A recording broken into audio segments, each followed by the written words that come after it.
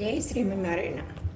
కాశ్యపాన్వయ సంజాతం నారాయణపదాశ్రితం శ్రీమన్నారాయణం వందే యతీశ్వరశ్రేయాదిశం. ఓం అస్మద్గురుభ్యో నమః. శ్రీమద్భగవద్గీత 18వ అధ్యాయం మోక్ష సన్యాస యోగంలో కొన్ని శ్లోకాలని మళ్ళీ 6వ భాగంగా చెప్పుకోబోతున్నాం. జై శ్రీమన్నారాయణ. మనకి భగవంతుడు ఏం చెప్పాడు? మనం కర్మ చేయకుండా ఉండలేము, కర్మ చేయాల్సిందే. కానీ అవి మనం నిత్యం చేసే కర్మలైనా లేదా నిమిత్త మాత్రంగా, నిమిత్తములు అంటే ఏదైనా అకేషనల్గా అనమాట, ఆ చేసే కర్మలైనా సరే ఫలితాలు ఇస్తాయి. మనం కర్మ అంటే కోరుకోకపోయినా అవి ఫలితాలను ఇస్తాయి. కానీ ఎలా ఎప్పుడు ఇవ్వవు అంటే, నువ్వు ఏ పని చేసానికి ఇష్టాలని అనిష్టాలని ఆ తర్వాత మిశ్రమాలని ఇలాంటి ఫలితాలు ఎప్పుడూ ఉంటాయి ఏ పని చేసినా కూడా. కానీ ఎప్పుడైతే నువ్వు అసలు చేసేవాడిని నేను కాదు, భగవంతుడే కర్త, అలాగే భగవంతుడే తనకి శరీరంగా ఉన్న జీవుడికి జీవుడినే కదా శరీరంగా చేసుకున్నాడు పరమాత్మ. తన శరీరంగా ఉన్న జీవుడిని తీసుకొని, అలాగే అంటే ఆచార్య శ్రీహస్తేన అని మనం ఎలాగైతే పూజ మొదలు పెడతామో అట్లాగే ఆయన హస్తంతో ఈ జీవుడిని తీసుకొని శరీరంతో కరణాలతో అంటే బాహ్యకరణాలు అంతఃకరణాలు ఉన్నాయి కదా, వాటితో కర్మలను చేయిస్తున్నాడు అని మనం భావించుకుంటే అది నీకేమీ అలాంటి ఫలితాలు ఏ ఫలితాలు రావు. అంటే దానికి అంటే ఎలాంటి ఫలితాలు? మనం కర్తృత్వం మనది అనుకుంటే దానికి మంచో చెడో ఏదో ఇష్టాలో అయిష్టాలో మిశ్రమాలో వస్తాయి. కానీ దానికి ఇప్పుడు మనం ఇది మనం కాదు భగవంతుడే అనుకున్నప్పుడు ఇది సరాసరి మోక్షానికే తీసుకెళ్తుంది తప్ప దానికి అవరోధం కాదు అని చెప్పాడనమాట. అసలు కర్మలు ఉత్పత్తికి ఏంటి కారణం అంటే 5 కారణాలని: జీవాత్మ, శరీరం, 5 కర్మేంద్రియాలు, మనస్సు, ప్రాణం, ఇలా అంతర్యామైన పరమాత్మ. ఈ 5 కారణాలు కావాలి. ఈ 5 ఉంటేనే ఏ పనైనా జరుగుతుందన్నమాట. అంటే శరీరం ఉండాలి, దానిలో ఉండే జీవుడు ఉండాలి, కర్మేంద్రియాలు ఉండాలి, కర్మేంద్రియాలంటే పనిచేసేవి కదా, అవి ఉండాలి, మనసు ఉండాలి, వీటిని నడిపించే మనసు ఉండాలి, ప్రాణాపాన అనే ఆ వాయువులు కూడా ఉండాలి. వీటన్నిటికీ అసలైన వాడు అంతర్యామి అని పరమాత్మ కూడా ఉండాలి అని. అందుకని ఇది ఈ విధంగా తాను కర్తను కాదు అని తెలుసుకోవడం వల్ల ఏం ప్రయోజనం అని చెప్తూ, చేసిన వాడికి నేను చేస్తున్నాననే అభిమానం ఉండదు, నేను కర్తని కనుక దీని ఫలితాలు నాయి కావు అని కూడా అనుకుంటాడు. అందుకని ఏ పని చేసినా కూడా నేను కాదు చేసేది, ఫలితాలు నాకు కాదు అనుకుంటే భగవంతుడు ఏది ఇస్తే అది ప్రసాదంగా తీసుకుంటాడు కదా. అందుకనే కానీ ఇలాంటి భావన రావాలంటే ఏం కావాలి? సత్వగుణం కావాలి. ఫస్ట్ సత్వగుణం పెంచుకోవాలి అని చెప్పి ఈ సత్వగుణం పెంచుకోవాలని కృష్ణుడు ముందుగా ఏం చెప్తున్నాడు? కర్మలను గురించి చెప్పాడు. అంటే కర్మలు మనం చేసే కర్మలే కదా ఫస్ట్ మనం ఎప్పుడు చేసేది. సో దానికి ఒక కర్మ చేయాలంటే జ్ఞానం కావాలి, అంటే చేసే విధానం తెలియాలి, ఆ తర్వాత చేసేవాడు ఉండాలి, చేసే పని ఏంటో కూడా పని కూడా ఉండాలి కదా. అందుకనే ఈ మూడి అంటే మనకి కర్మ జ్ఞానం అండి. మీకు ఒక కాఫీ గురించి చెప్పాను కదా, కాఫీ చేయాలి అనే జ్ఞానం ఉండాలి, అంటే ఎలా చేయాలో తెలిసి ఉండాలి. ఆ తర్వాత ఏం చేయాలనుకుంటున్నారు? కాఫీనే చేయాలనుకుంటున్నారు. కాఫీ చేయడం వచ్చి దోశలేస్తానంటే వస్తుందా? రాదు కదా. అందుకని చేయవలసిన పని కూడా కాఫీనే అయి ఉండాలి. ఆ తర్వాత తను చేయడానికి మనం ఉండాలి, కర్త ఉండాలి. కాబట్టి ఏ పనైనా సరే ఏం చేయాలి? 3 ఉండాలి: కర్త, కర్మ, క్రియ అనేది. సో క్రియనే ఇక్కడ జ్ఞానం అంటున్నారనమాట. అలాగే కర్మ చేసేవాళ్ళు ఎక్కడ గుణాలను బట్టి మారుతూ ఉంటాయి. వాళ్ళల్లో గుణాలు ఉంటాయి కదా, త్రిగుణాలు, సత్వ, రజోస్, తమస్ గుణాలు ఉంటాయి కదా. ఏ కర్తలకైనా, చేసేవాళ్ళు ఎవరికైనా కూడా ఈ 3 గుణాలు ఉంటాయి కదా. సో దాన్ని బట్టి ఇవన్నీ కూడా భేదాలు వస్తాయి. ఇంకా మామూలుగా చూడడానికైతే బ్రాహ్మణులు, క్షత్రియులు, తర్వాత ఇంకా ఇలా వర్ణభేదాలు ఉంటాయి, ఆశ్రమ భేదాలు ఉంటాయి. బ్రహ్మచర్యుడా, గృహస్థులో ఉన్నాడా, తర్వాత సన్యాస, వైరాగ, ఇలాగని ఉన్నవాళ్ళు ఉన్నారు. కానీ ఆ భేదాలన్నీ దేనికి అంటే మన శరీరానికి తప్ప ఆత్మలకి ఉండవు. కాబట్టి కర్తలు అనేది ఒకటి.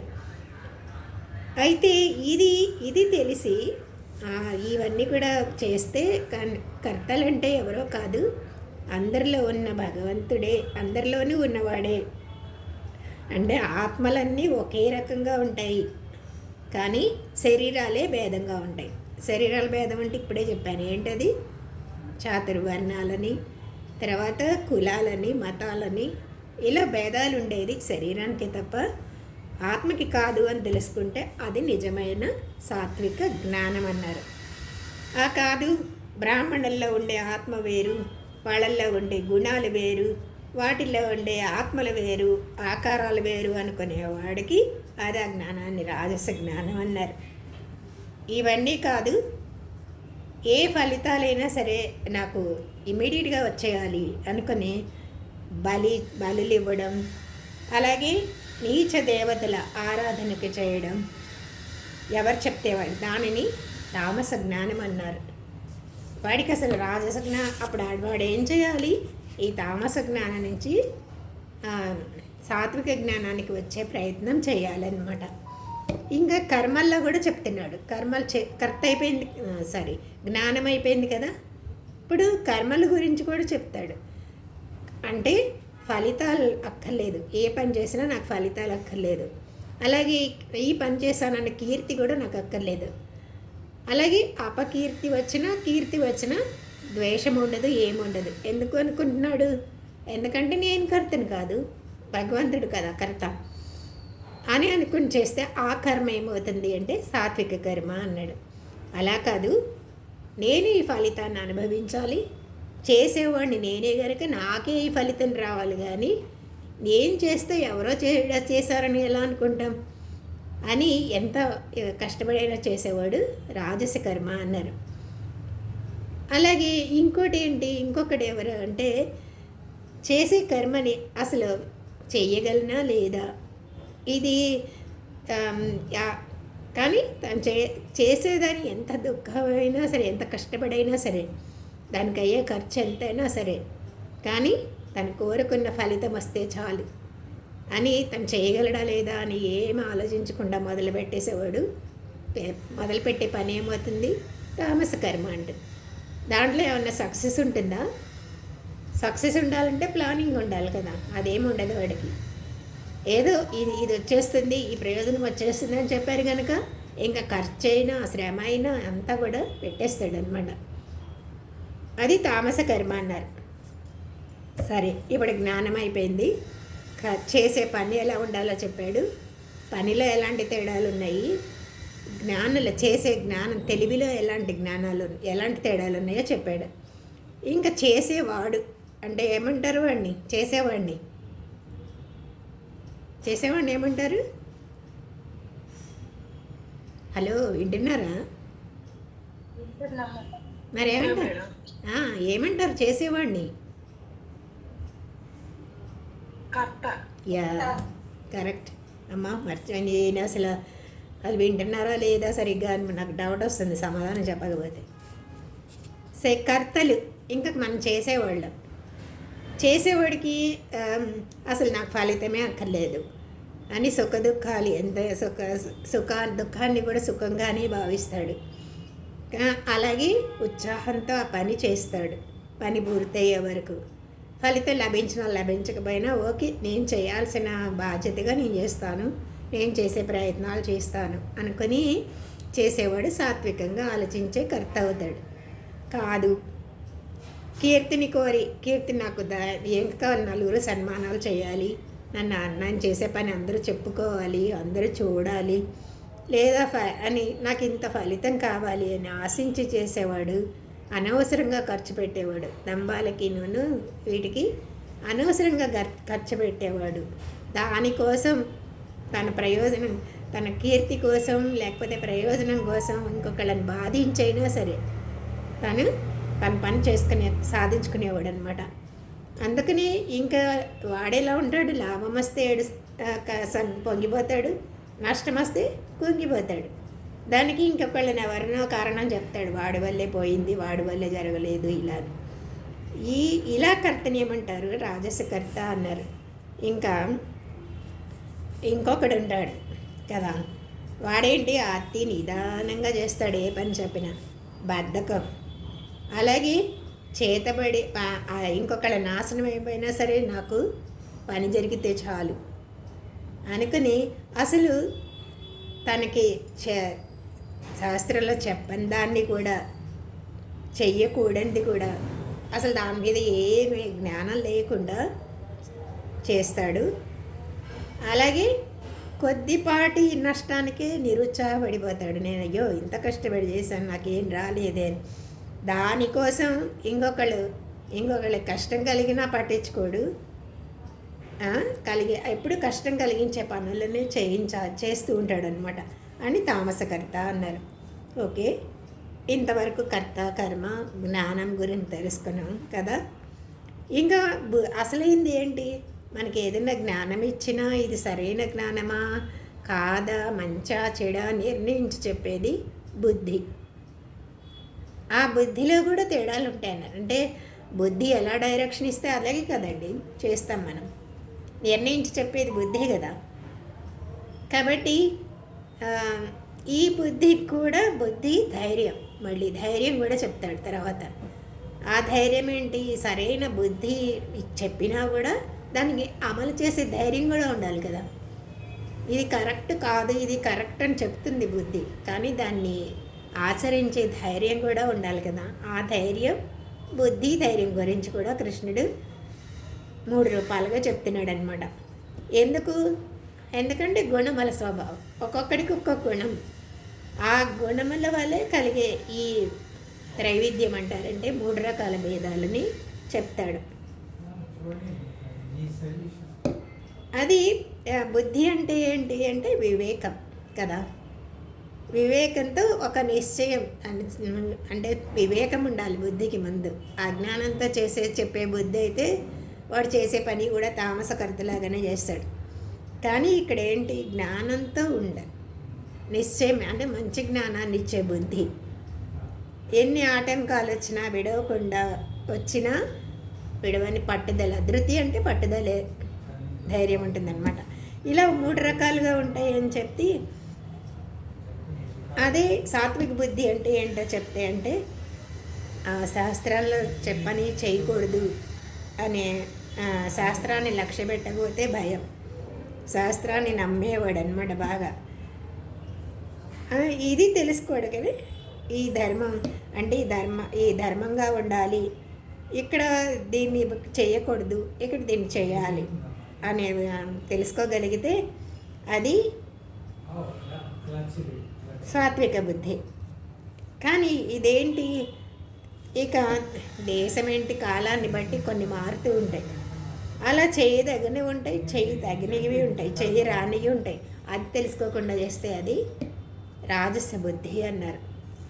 ఇంకా తమో గుణంతో ఉండే బుద్ధిని తామస బుద్ధి అంటారు. అంటే ఏంటి, ధర్మం ఎప్పుడు వాడికి అధర్మంగానే కనిపిస్తుంది. అలాగే లేనిది ఉన్నట్టుగా, అంటే అక్కడ చెప్పేది ఒకటి ఉంటుంది, వాడు అర్థం చేసుకునేది ఇంకోటి ఉంటుంది అనమాట. ఇలా అసలు భగవంతుడు అంటే వేరే రకంగా నెగిటివ్ ఫీలింగ్స్ ఉండడం, ఇలా ప్రతిదానికి కూడా వాడు తామస బుద్ధి అంటారు దాన్ని అనమాట. ఇంక ఈ 3 రకాల ధైర్యం బుద్ధి అయిపోయిన తర్వాత, ధైర్యం గురించి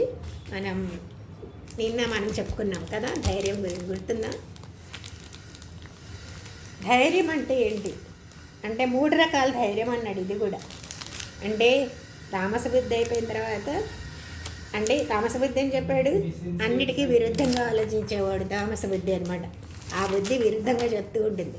ఒకటి చూపిస్తే ఒకటి అంటాడు, లేదా దానికి నెగిటివ్గా పలుకుతుంటాడు అనమాట. అలాగే ప్రపంచంలో చాలామంది ధైర్యంగా ఉంటారు. కొంతమంది ఏంటి ధైర్యంలో చెప్తున్నారు, సాహసోకృత్యాలు చేయడం వాళ్ళ పని. ఎలా ఉంటారు, యుద్ధంలో ధైర్యంగా పోరాడే మన మిలిటరీ వాళ్ళు ధైర్యం. కొందరు ఏం చేస్తారు, రాత్రిపూట కూడా అరణ్యాల్లోకి వెళ్ళమన్నా ధైర్యంగా వెళ్ళిపోతారు వాళ్ళు, అంత ధైర్యం ఉంటుంది. అలాగే కొంతమంది, ఇప్పుడు మన ఒక అమ్మాయి కదా ఎవరెస్ట్ శిఖరాన్ని అధిరోహించింది అని చెప్పారు.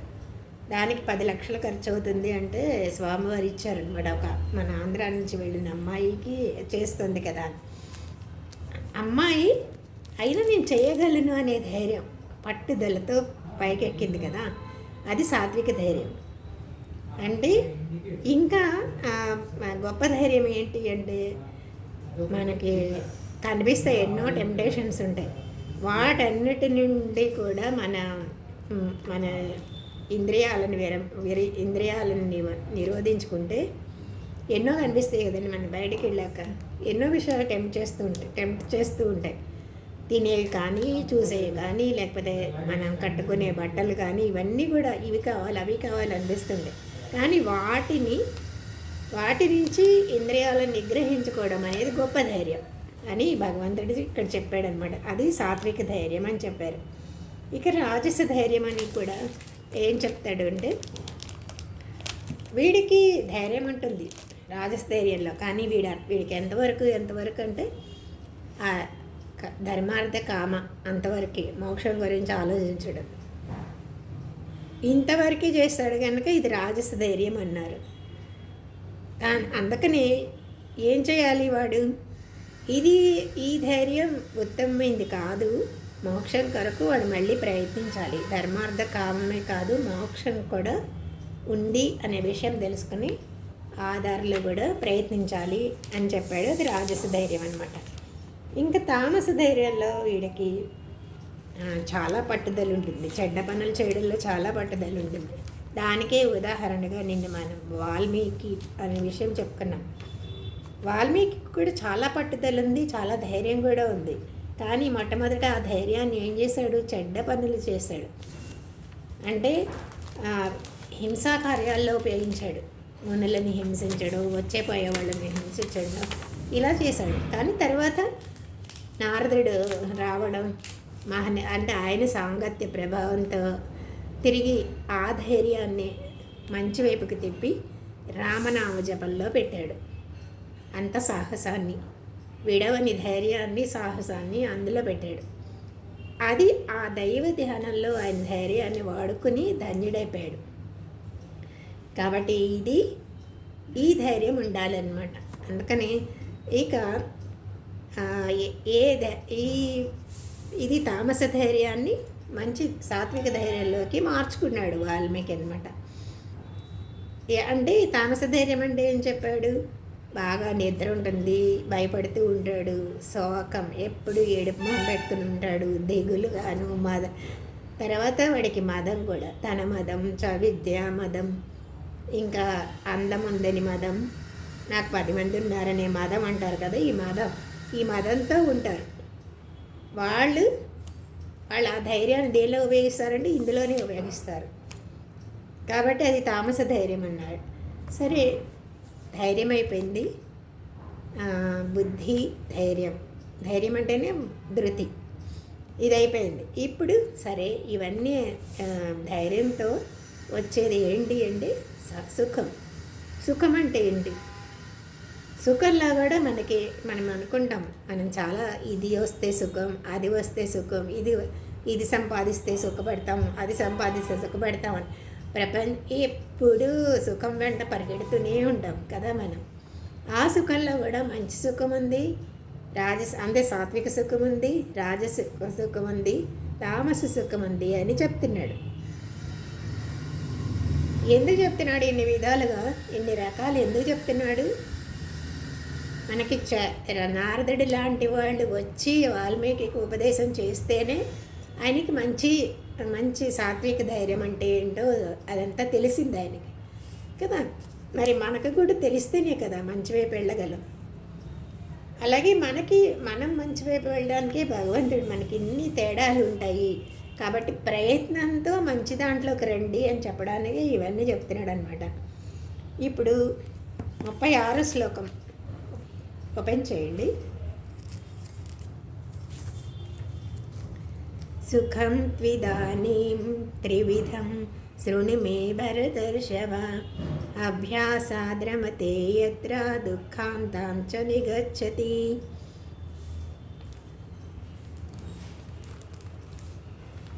సైలెంట్ అయిపోకండి, తొందరగా చదివేయండి. ఎవరో ఒకళ్ళు ఇనిషియేట్ తీసుకోండి.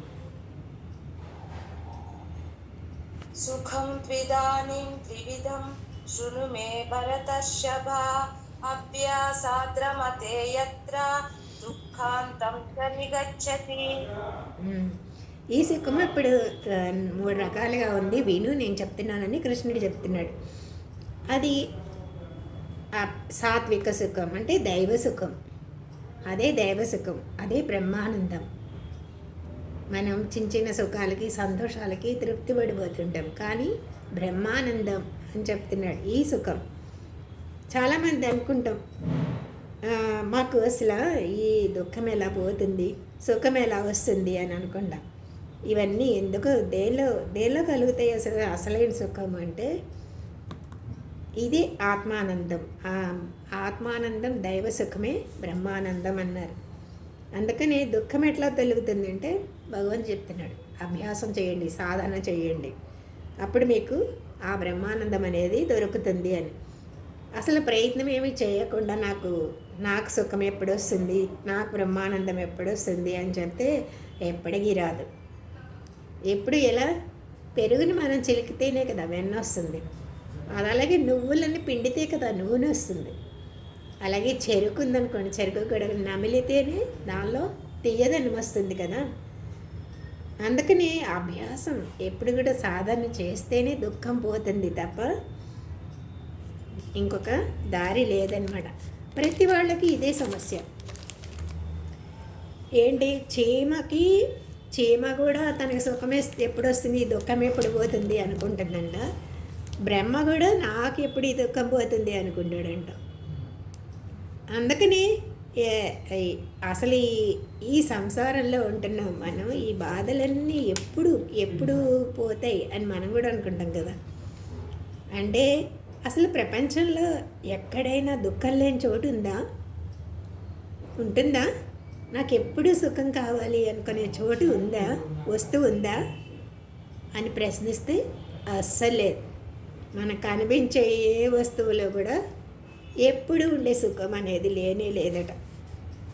మరి ఎట్లా ఈ దుఃఖం పూర్తిగా పోవాలంటే ఎట్లా? ఒక్క దైవం అందే ఈ సుఖం ఉంది అన్నాడు అని ఈ శ్లోకంలో చెప్పాడనమాట. దీనికి ఉపాయం ఏంటి? దుఃఖం పోవాలన్నా దేనికైనా కావాలంటే సాత్విక సుఖాన్ని పొందడం, అంటే దైవ సుఖాన్ని పొందాలి, అంటే ఆత్మానందాన్నే పొందాలి.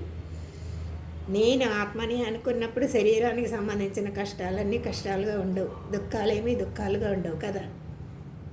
ఆత్మకి ఇలాంటివి ఏమీ ఉండవు. నేను ఆత్మని ఈ శరీరాన్ని తీసుకున్నాను కాబట్టి ఈ శరీరానికి వచ్చే దుఃఖాలైనా సుఖాలైనా నాయి కావు అనుకుంటే అదే ఆత్మానందం కదా. అందుకని 3 సుఖాలంటే 3 విధాలు. అది సాత్విక సుఖం, రాజస సుఖం, తామస సుఖం అని.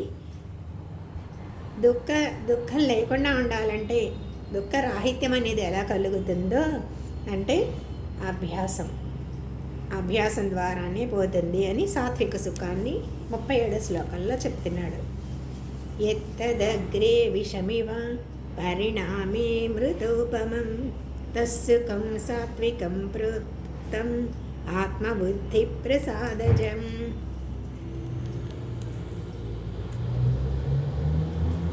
ఎత్తదగ్రే విషమివ పరిణామే మృతోపమం తత్సుఖం సాత్వికం ప్రోక్తం ఆత్మబుద్ధి ప్రసాదజం. ఉమా చూడు, తర్వాత కూడా ఎవరైనా టక్మన్ చెప్పేటట్టుగా చూడండి, ఓకే?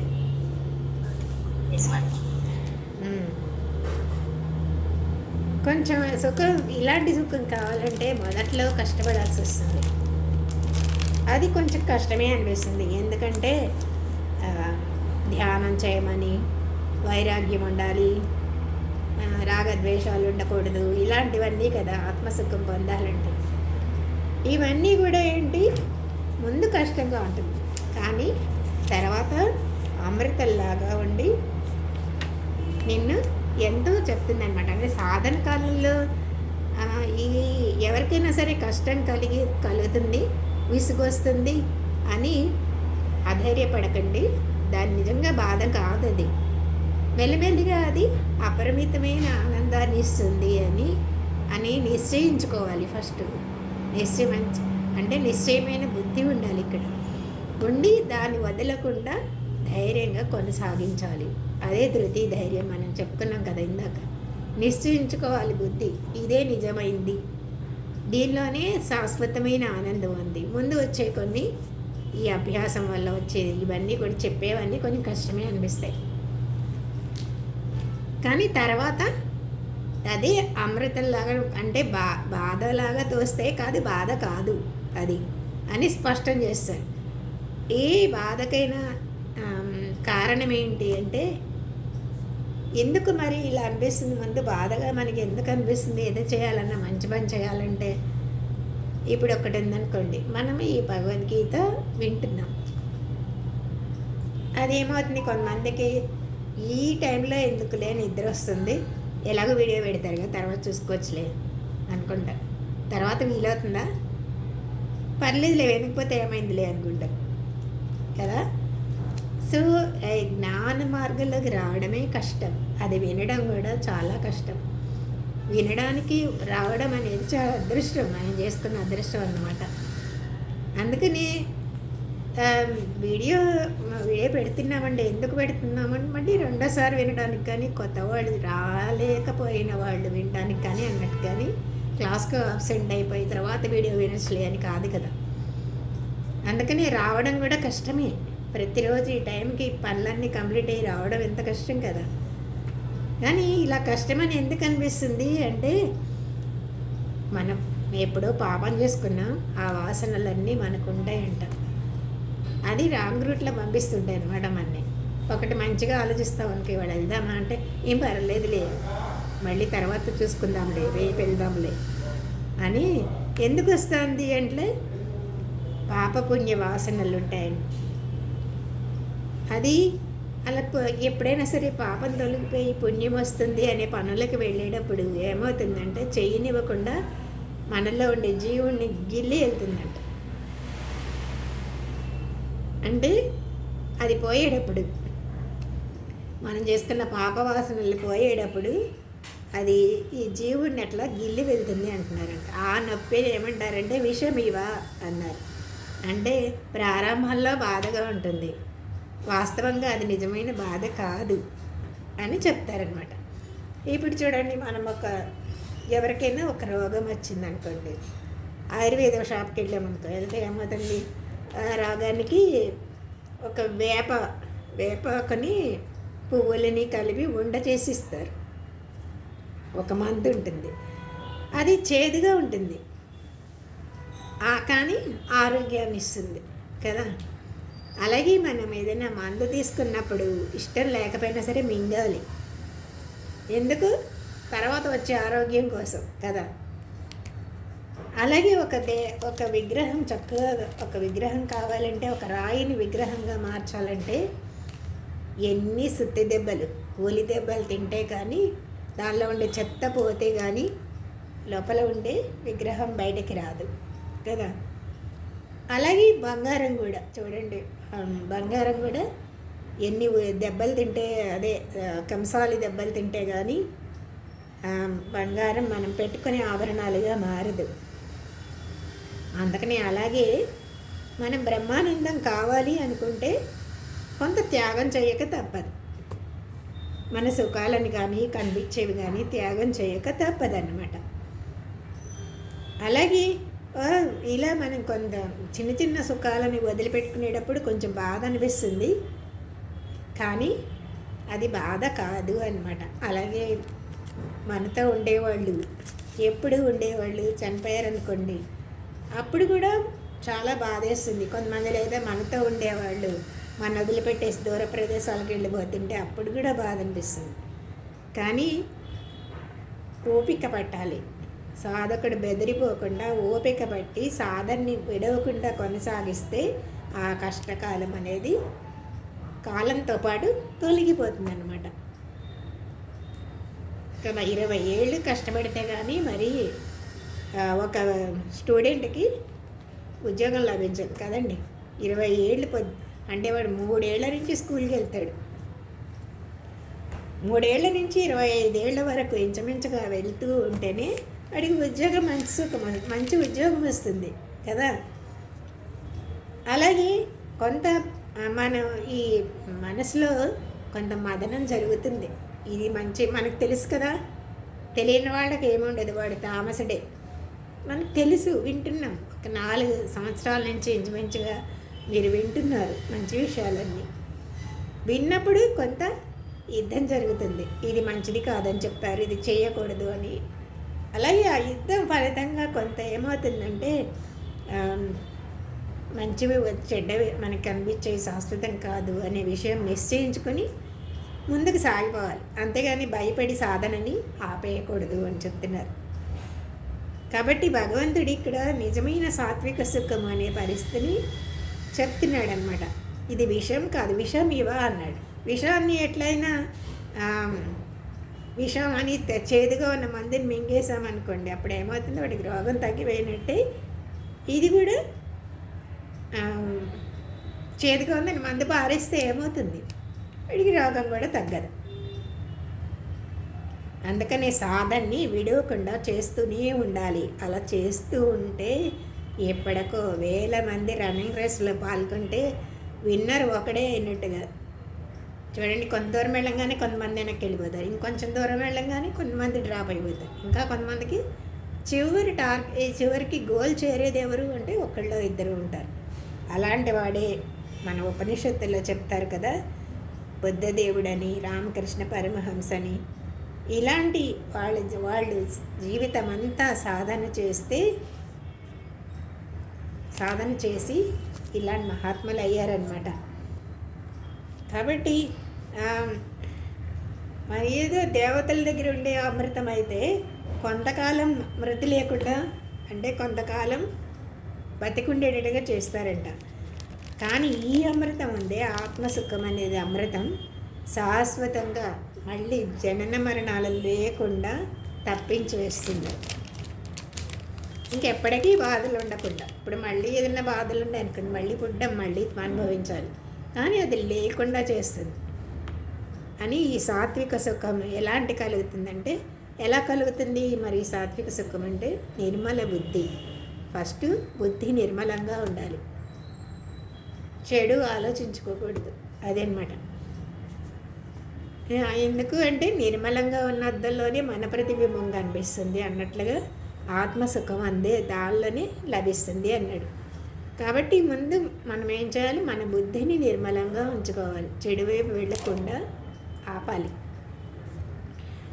అందుకని మోక్షం ఎక్కడుంది, సుఖం ఎక్కడుంది అని అడిగితే దానికి భగవంతుడు ఏం చెప్తున్నాడు, మోక్షం అనేది, సుఖం అనేది, దైవ సుఖం అనేది ఆకాశంలో లేదు, ఏ పాతాళంలో కూడా లేదు, నిర్మలమైన మనస్సులో మాత్రమే ఉంది మోక్షం అనేది అని చెప్పాడనమాట. దీన్నే వశిష్ఠుడు రాముడికి కూడా చెప్పాడంట. నిర్మలమైన బుద్ధి ఎక్కడుంటుందో అక్కడే మోక్షం, వేరే ఎక్కడో ఉందని అక్కర్లేదు, ఆకాశంలో లేదు, పాతాళంలో లేదు, నీ నిర్మలమైన బుద్ధిలోనే ఉంది మోక్షం అనేది అని చెప్పాడు. ఇదే సాత్విక సుఖం. సో ఇప్పుడు రాజస్ సుఖాన్ని చెప్తున్నాడు. 38వ శ్లోకం. విషమేంద్రియ సంయోగాత్ ఎత్తదగ్రే మృతోపమం పరిణామే విషమివ తస్సుఖం రాజసంస్కృతం. సత్యవేణి గారు.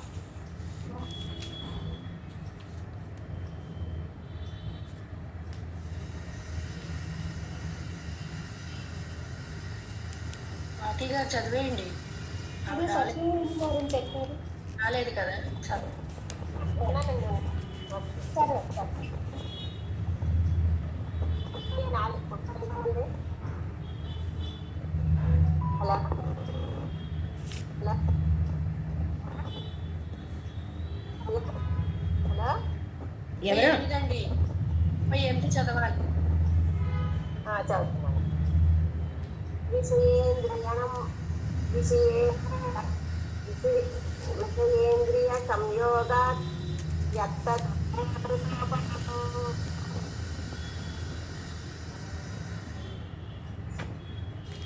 పరిణామం విషమివ తత్కం గారు.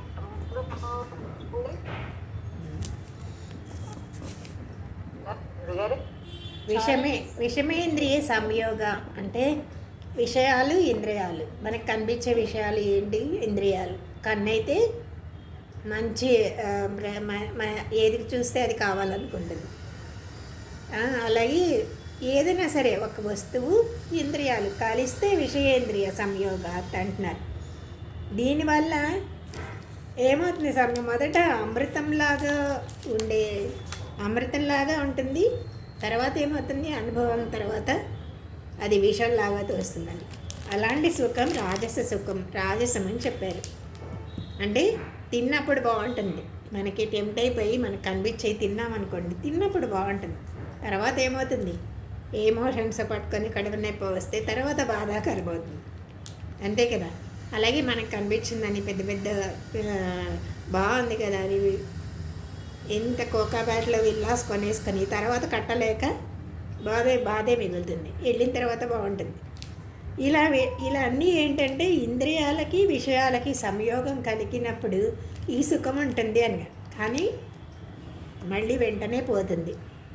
అంటే ప్రారంభంలో అమృతంలాగా కనిపిస్తుంది ఈ సుఖం, తర్వాత దారుణమైన దుఃఖాన్ని ఇస్తుంది విషంలాగా అని చెప్తున్నారు. అలాగే ఈ రాజసుఖం ప్రారంభంలోనేమో జీవులకు అమృతంలాగా తోస్తుంది. అమృతం కాదు, ఇదేంటి? విషం అని చెప్తున్నాడు. ఈ సుఖంలో అనుకుంటారు కానీ దుఃఖ బీజాలు ఎప్పుడు కలిసే ఉంటాయి అందులో అని. కాబట్టి అది ఏదైనా మనం చూసిన దానివల్ల సుఖం కలిగింది అంటే దాని లోపల దుఃఖం కూడా ఉంది, దుఃఖ బీజాలు కూడా ఉన్నాయి అని అంటే చేప యొక్క ఎర్ర ఉంటుంది కదా, లోపల ఉండే గాలం లాంటిది.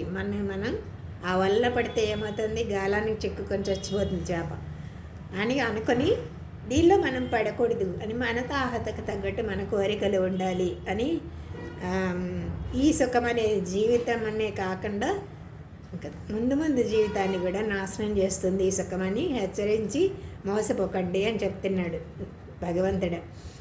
పైన తళుకు బెళుకులకి మోసపోవద్దు అని ఇంద్రియాలకు మనస్సుకి ఏ మాత్రం అసలు సంయోగం కలగకుండా చూసుకోవాలి. చూస్తే బాగుంది అనుకోవాలి, కానీ అది నా సొంతం కావాలని అనుకోకూడదు. చాలా బాగుంది అని, కానీ తర్వాత ఏమనుకోవాలి? అది నా సొంతం కావాలనుకున్నప్పుడే బాధలన్నీ స్టార్ట్ అవుతాయి కదా. కానీ అది మనకి సంయోగం కలక్కడ, దాని మీద అటాచ్మెంట్ లేకుండా చూడాలి, బాగుంది అనుకోవాలి, అంతే అన్నమాట. అందుకనే ఇది రాజస సుఖం. అలా కాదు, అన్నీ నా సొంతం కావాలి అనుకున్న తర్వాత బాధపడడం అనేది రాజస సుఖం అన్నాడు అనమాట. ఇంకా తామస సుఖం ఏంటో చెప్తారు. 39వ శ్లోకం. యదగ్రే చానుబంధే చ సుఖం మోహనమాత్మనః నిద్రాలస్య ప్రమాదోత్తం తత్తామసముదాహృతం.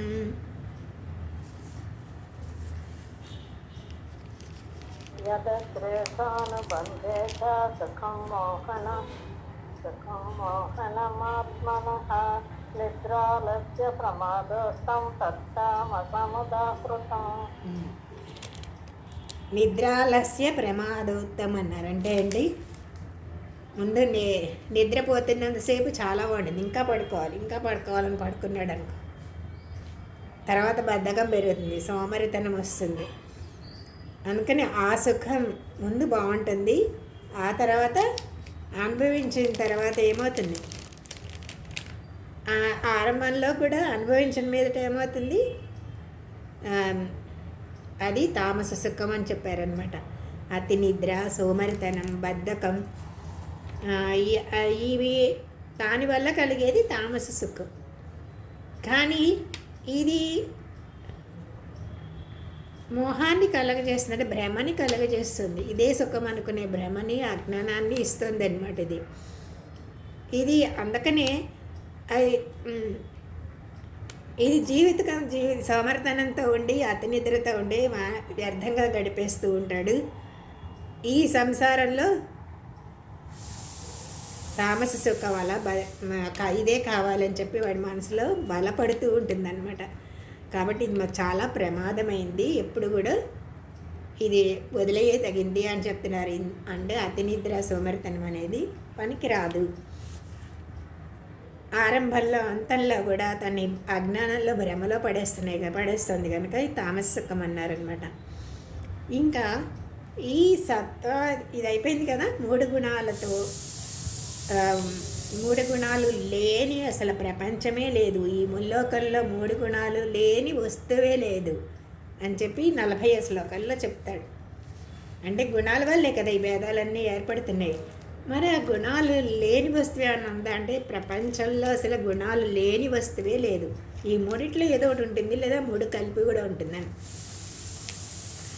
సత్వగుణంతో దేవతలను పుట్టించాడంట, రజోగుణంతో రాక్షసులైతే మానవుల్ని మిశ్రమ గుణాలు 3 ఉంటాయి మనకి. ఒక్కొక్కసారి ఒక్కొక్క గుణం పైకి లేస్తూ ఉంటుందన్నమాట. ఎలా పైకి లేస్తుంది అంటే ఒక్కొక్కసారి అనుకోండి మంచిగా ఉంటాం, మాట్లాడతాం. ఇంకొకసారి ఏం చేస్తాం, బాధకంగా ఉంటుంది. ఇంకొకసారి ఏం చేస్తాం, చాలా ఉత్సాహంగా చెడ్డ పనులు చేసి ఏదైనా సినిమాకి వెళ్దామనంటే చాలా ఉత్సాహంగా ఉంటుంది. అది రాజోగుణం అని పైకి లేచినట్టు అనమాట. ఒక్కొక్క గుణం ఒక్కొక్క టైంలో పైకి లేస్తూ ఉంటుంది అనమాట. మనం అదే టైంలో దాన్ని ఒక్కొక్కదాన్ని అధిగమించుకుంటూ సత్వగుణంలో ఉండేటట్టుగా ట్రై చేస్తూ ఉంటాం అన్నమాట. 40లో న తదస్తి పృథివ్యాం వా దివి దేవేషు వా పునః సత్వం ప్రకృజైర్ముక్తం ఇదే విస్యా త్రిభుర్గుణై. అది ఇక్కడ ప్రకృతి అంటేనే మాయ కదా. ప్రకృతిలోనే కదా మనం పుట్టాం. ప్రకృతిలో ఉండే పంచభూతాలతోనే పుట్టాం. మనం ఒక జంతికలు చేస్తామనుకోండి, పిండితో చేస్తాం కదా, పిండిలోంచి వచ్చిందే కదా అది. అంటే పిండిలో టేస్ట్ జంతికల్లో కూడా ఉంటుంది కదా. ఏది చేసినా దానిలో మనం ఉపయోగించే వస్తువు. ఇప్పుడు అలాగే మనం ప్రకృతిలోంచి వచ్చాం. ప్రకృతిలో ఉండే గుణాలన్నీ కూడా మనకు కూడా వస్తాయి. ప్రకృతి మాయ నుండి పుట్టినటువంటి అది 40 చదవలేదు కదమ్మా, చదవండి. స్వాతిగా చదవండి ఇప్పుడు. న తదస్తి పృథివ్యా వా దివి దేవేషు వా పునః సత్వం ప్రకృతిర్జైర్ముక్తై యదే విద్యా త్రిభిర్గుణైః. పృథివ్యాం వా, ఈ 3 గుణాల చేత లేని, ఈ 3 గుణాలు లేనిది భూలోకంలో కానీ, పునః తిరిగి దివి స్వర్గలోకంలో కానీ, లేదా దేవతలలో కానీ నా అస్తి. ఈ 3 గుణాలు లేని వాళ్ళంటూ ఏమీ లేదు ఈ భూలోకంలో కానీ, లేదా స్వర్గలోకంలో కానీ, దేవతల్లో కానీ తప్పకుండా ఉన్నాయి. దేవతల్లో కూడా ఉండబట్టి ఒక్కొక్కరికి ఒక్కొక్కసారి అహంకారం వస్తూ ఉంటుంది. ఆ అహంకారాన్ని మళ్ళీ తొలగించడానికి భగవంతుడు ప్రయత్నాలు చేస్తూ ఉంటాడు కదా. అందుకని ముల్లోకాలలో ప్రతి వస్తువులో కూడా సత్వ రజస్తమో గుణాలు, ఈ 3 గుణాలతో కూడే ఉంటుంది. ఈ గుణాలతో లేని వస్తువు ఎవరు అంటే ఒక్క జీవన్ముక్తుడే. గుణాతీతుడికా అని చెప్తా ఉంటాడు కదా. అలా తక్కిన వాళ్ళందరికీ కూడా ఈ గుణాల్లో ఏదో ఒక గుణం కానీ, లేకపోతే గుణాలతో కూడా ఉన్నవాళ్ళే. స్వర్గలోకంలో ఉన్నవారైనా సరే త్రిగుణాలతో కలిపే ఉంటారు. వాని నుండి విడుదల పొందిన వాడు కాదని ఈ శ్లోకంలో చెప్తున్నారనమాట. కాబట్టి ఎప్పటికైనా ప్రతి వాళ్ళు కూడా బంధంలో ఉన్నవాళ్లే. ఎప్పటికైనా జ్ఞానాన్ని పొంది గుణాతీతులు కావాలి, ముక్తులు కావాలి అని చెప్తున్నారు. గుణాతీతుడు మనకి త్రిగుణాల గురించి చెప్పాడు కదా గుణత్రయ విభాగ యోగంలో. ఒక్కొక్క గుణం ఉన్నవాడు ఎలా ఉంటాడో చెప్పాడు. ఆ తర్వాత ఏ తామస గుణం ఉన్నవాళ్ళు మెల్లిగా రజోగుణంలో ఉన్నవాళ్ళు సత్వగుణానికి వచ్చి చివరికి అది కూడా లేకుండా గుణాతీతుడు కావాలి అని చెప్పాడు అందులో. ఆ గుణాతీతుడైన వాడు ఏం చేస్తాడు? ముక్తిని పొందుతాడు. ముక్తిని పొందడం అంటే పురుషోత్తమ ప్రాప్తి తర్వాత వచ్చింది. ఆ పురుషోత్తముని పొందగలరు అని, భగవంతుడిని పొందగలరు అని. ఈ 3 గుణాలకి ఏంటి అయితే ఎక్కడున్నాయి 3 గుణాలకి ఉత్పత్తి స్థానం ఏది అంటే ప్రకృతిని మాయ అంటారు. మాయ కమ్మేసింది అంటే అజ్ఞానం కమ్మేసింది వాడికి. అంటే ఈ 3 గుణాల్లో ఏది ఉన్నా కూడా వాడు ప్రకృతిలోనే ఉన్నాళ్ళని అర్థం అన్నమాట. అందుకని ఈ రజస్తమ గుణాలని ఎప్పుడైనా కూడా ప్రయత్నం చేత, సాధన చేత మెల్లిగా వాటిని దాటి రజోతమో గుణాలను దాటి సత్వగుణం దగ్గరికి వచ్చి మళ్ళీ క్రమంగా అసలు గుణాతీతుడు కావాలి అంటే ఏ గుణాలు లేని స్థితికి పొందాలి. ఆ స్థితి మోక్షం, అదే ఆత్మస్థితి అన్నారనమాట. అదే భగవంతుడిని పొందడం అని. అందరిలో ఈ 3 గుణాలు దేంట్లోంచి పుట్టినాయి అని చెప్పాడు? దేంట్లోంచి పుట్టినాయి? మనలో ఉండే 3 గుణాలు ఎక్కడున్నాయి?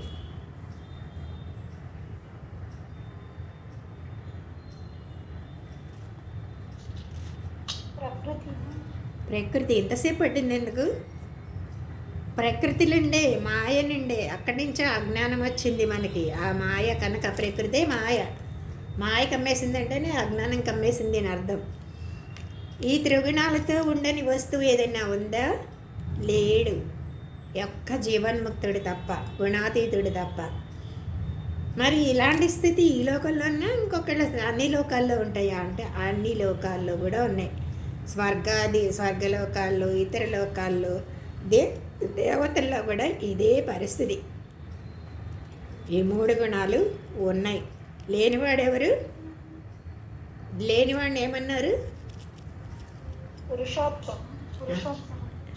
లేనివాడు పురుషోత్తముడిని పొందుతాడు. లేనివాడిని ఏమన్నారు? గుణాతీతుడు లేదా జీవన్ముక్తుడు అంటారనమాట. అలాంటి లోకంలో జనాలకి వాళ్ళ గుణాలని బట్టి కొన్ని కర్మలని అంటే కొన్ని పనులను విభజించి పెట్టారు. ఎలా విభజించి పెట్టారు? వాళ్ళ గుణాలను బట్టి. పుట్టుకతో కాదు, పుట్టుకతో బ్రాహ్మణుడు కాదు, పుట్టుకతో శూద్రుడు కాదు. వాళ్ళల్లో ఉండే గుణాలను బట్టి కొన్ని కర్మలు వీళ్ళకి అని విభజించారనమాట. అది ఆ విభజించడం ఏంటి అంటే బ్రాహ్మణ, క్షత్రియులని, శూద్రులని, వైశ్యులని ఇలా 4 రకాలుగా విభజించారు. దేనికి? ఈ ప్రకృతి ద్వారా పుట్టిన గుణాలను బట్టి వీటిని విభజించారు మన సమాజంలో. అది ఎలాగో రేపు తెలుసుకుందాం. జై శ్రీమన్నారాయణ. సర్వం శ్రీకృష్ణ అర్పణమస్తు.